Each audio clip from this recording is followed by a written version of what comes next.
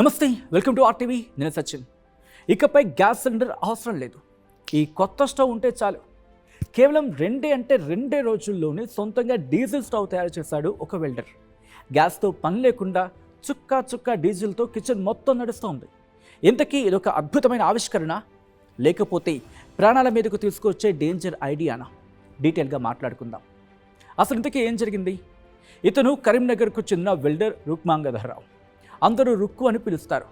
ఒక హోటల్ ఓనర్కి గ్యాస్ సిలిండర్లు టైంకి అందక బిజినెస్ మొత్తం ఆగిపోయింది.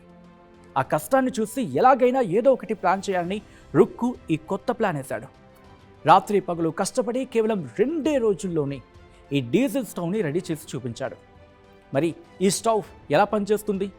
ఒక డీజిల్ ట్యాంక్ నుంచి ఇంధనం సన్నటి పైప్ ద్వారా కిందకు వస్తుంది. వాటర్ ట్యాప్ సాయంతో నీళ్లలాగా డీజిల్ని చుక్కలుగా స్టవ్ లోపలికి పంపిస్తారు. ఒక చిన్న బ్లోయర్ ద్వారా గాలిని ఫోర్స్గా పంపి డీజిల్ మండేలా చేస్తారు. కేవలం 4,500 రూపాయల ఖర్చుతోనే ఈ మొత్తం సెటప్ను అతను పూర్తి చేశాడు. మామూలుగా డీజిల్ను గ్యాస్ లాగా మంటగా మార్చడం అనేది అంత ఈజీ కాదు. అంటే డీజిల్ను గ్యాస్లా మార్చడం అంత ఈజీ కాదు. డీజిల్ మండాలంటే గాలి, ఇంధనం 2 కరెక్ట్ మోతాదులో మిక్స్ అవ్వాలి. ఎలాంటి ఇంజనీరింగ్ చదవకపోయినా తన స్కిల్తో దీన్ని సాధ్యం చేయడం నిజంగా గ్రేట్. ఈ స్టవ్తో ప్రమాదాలు కూడా ఉన్నాయి. అంటే విషవాయువుల గురించి మాట్లాడుకోవాలి.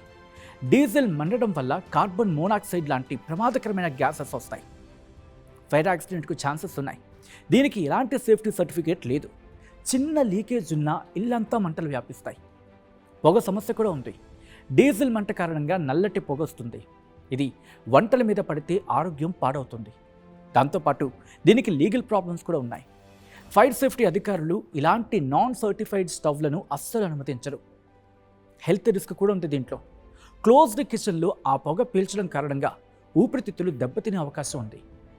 తన కళ్ళ ముందు ఉన్న సమస్యను తీర్చడానికి చేసిన ఒక గొప్ప ప్రయత్నంగా మాట్లాడుకోవచ్చు ఇది. అయితే ఇదొక ప్రయోగం మాత్రమే. దీనికి పూర్తి స్థాయి సేఫ్టీ గ్యారంటీ లేదు.